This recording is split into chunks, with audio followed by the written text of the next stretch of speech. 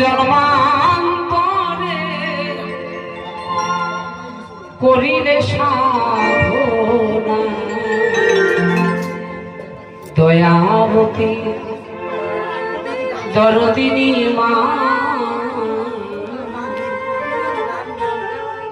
কোন মায়ের সন্তান যদি বিদেশে থাকে, সেই সন্তানে যদি কোনো অমঙ্গল ঘটে,